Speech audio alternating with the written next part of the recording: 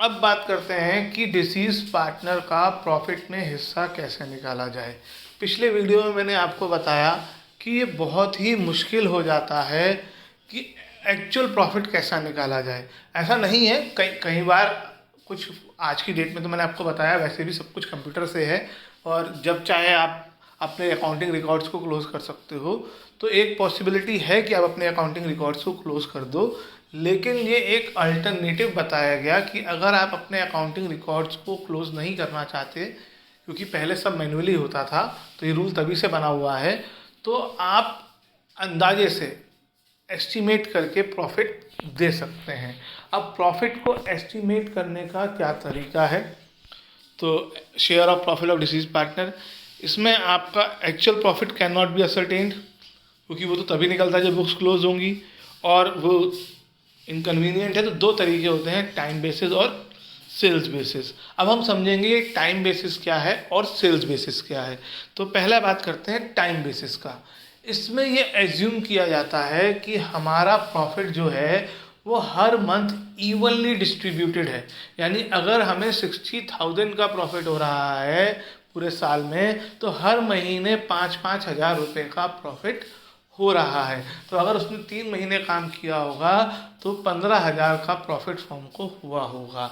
और remember this thing, 60,000 profit is of full form, पूरी firm का है, किसी एक पार्टनर का नहीं। तो इसलिए 15,000 प्रॉफिट भी जो होगा वो भी एक पार्टनर का ही नहीं होगा, पूरी फर्म का होगा। तो उसमें उसका शेयर निकाल दिया जाएगा। तो टाइम बेसिस ये एज्यूम करता है कि profit accrue on uniform basis, uniform मतलब एक जैसा, ड्यूरिंग ईच मंथ, है ना। ऐसा पॉसिबल नहीं होता है कि हर महीने 5,000 का ही प्रॉफिट हो जाए, लेकिन कभी 5,100 का होता है, 5,200 का होता है, 4,900 का होता है। तो एवरेजली हम उसके आसपास ही रहते हैं। तो जो साल भर में प्रॉफिट हुआ, इसमें ये एज्यूम कर लिया जाता है कि हर महीने एक जैसा प्रॉफिट होगा।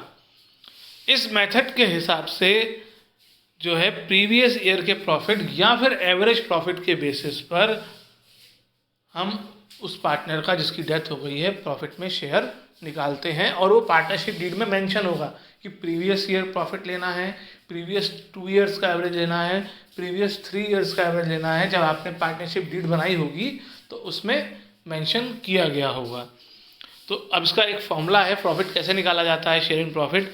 जो भी प्रॉफिट आपको लेना है, पिछले साल का लेना है तो वो प्रॉफिट की जगह आ जाएगा, पिछले 2 साल का एवरेज लेना है तो पिछले 2 साल का एवरेज प्रॉफिट की जगह आ जाएगा, पिछले 5 साल का एवरेज लेना है तो पिछले 5 साल का एवरेज आ जाएगा, इनटू टाइम। टाइम, ये प्रॉफिट पूरे साल का है। अगर आपको टाइम डेज में है, सपोज 10 डेज है तो 10/365, क्योंकि पूरे साल में 365 डेज होते हैं। और अगर मंथ्स में है, मान लो 2 मंथ्स है तो 2/12 आ जाएगा, into share of disease partner. इस प्रॉफिट में डिसीज पार्टनर का शेयर कितना है वो आ जाएगा। तो ये तो टाइम बेसिस हो गया। लेकिन अगर आप थोड़ा और प्रैक्टिकली सोचें, क्या ऐसा होता है कि हर महीने प्रॉफिट एक जैसा हो? चलो ये भी मान लिया थोड़ा बहुत अंतर होगा, लेकिन सभी बिजनेस में ऐसा नहीं होता। मैं आपको एग्जांपल देता हूँ कि आप इस समय आप आइसक्रीम बिजनेस की बात कर लें, तो आइसक्रीम बिजनेस का जो प्रॉफिट इन अप्रैल मई जून होगा, क्या उसे आप जनवरी फरवरी मार्च से कंपेयर कर सकते हैं? विंटर सीजन में क्या आइसक्रीम की उतनी ही सेल होगी जितनी समर सीजन में होगी? नॉर्मली जो सीजनल प्रोडक्ट होते हैं वो पीक सीजन में, जो उनका पीक सीजन होता है उसमें वो उनकी सेल और प्रॉफिट ज़्यादा होता है उस बिजनेस में, और जो ऑफ सीजन होता है उसमें उनकी सेल और प्रॉफिट कम होता है। तो टाइम बेसिस के हिसाब से तो गड़बड़ हो गई। टाइम बेसिस में तो क्या हुआ, फॉर एग्जांपल इसी जो मैंने आपको पिछला एग्जांपल दिया, 60,000 प्रॉफिट हुआ, हमने कह दिया हर महीने 5,000 रुपये का प्रॉफिट हुआ। अब उसका आइसक्रीम का बिजनेस है। अब इन 3 महीनों में सेल्स जो थी वो बहुत ज़्यादा हुई और बाद के महीनों में वो सेल्स कम हुई थी लास्ट ईयर। ये 60,000 लास्ट ईयर का प्रॉफिट है ना। तो हम ये कैसे 5,000 हर महीने कैसे मान सकते हैं? क्योंकि अप्रैल मई जून में अगर उसने जून तक काम करा है और उसकी डेथ हो गई जून में, तो अप्रैल मई जून में कंपनी ने 15,000 से ज़्यादा ही प्रॉफिट कमाया होगा, हर महीने इक्वल प्रॉफिट नहीं रहा होगा। तो यहाँ पर सेल्स बेसिस अप्लाई होता है, या ये कहो टर्नओवर बेसिस अप्लाई होता है।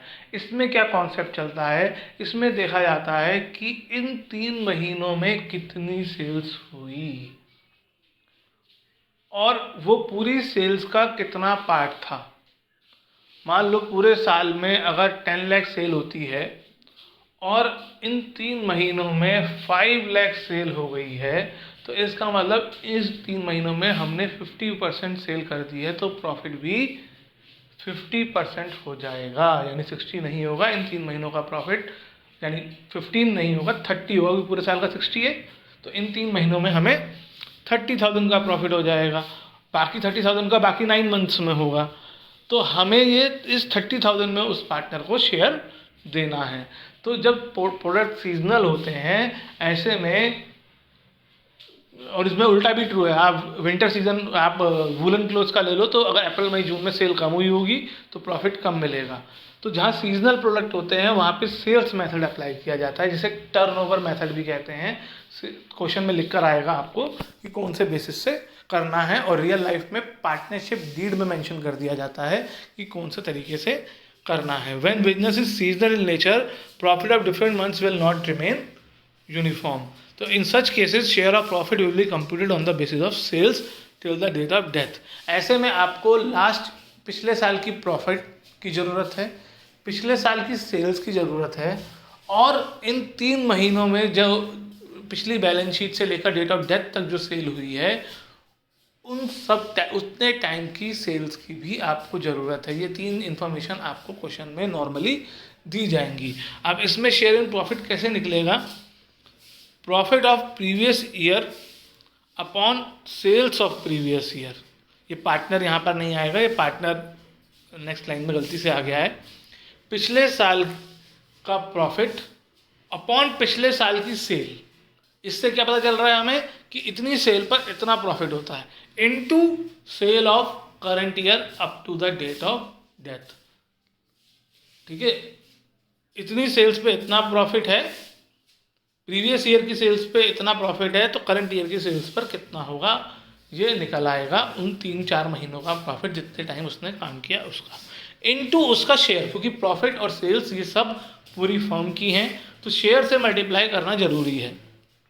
तो ये ध्यान रखें, एक टाइम बेसिस है जिसमें प्रॉफिट को टाइम से मल्टीप्लाई करते हैं, और दूसरा सेल्स बेसिस है जिसमें प्रॉफिट को सेल्स से मल्टीप्लाई करते हैं। अगर आपको फॉर्मूला याद रखना है तो बहुत इजी तरीका है, वहाँ पे प्रॉफिट इनटू टाइम है, यहाँ पे प्रॉफिट इनटू सेल्स है।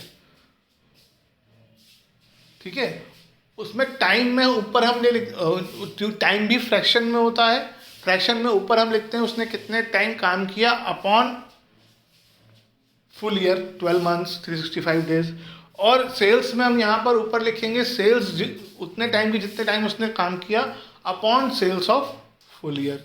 बस टाइम बेसिस में हमें ऊपर नीचे टाइम लिखना है, प्रॉफिट से मल्टीप्लाई करते वक्त सेल्स बेसिस में हमें ऊपर नीचे सेल्स लिखनी है। बाकी फॉर्मूला सेम है, प्रॉफिट लेफ्ट में आएगा, राइट में शेयर ऑफ डिसीज पार्टनर है दोनों फॉर्मूले में, बीच में टाइम बेसिस में टाइम लिखना है और सेल्स बेसिस में सेल्स लिखनी है।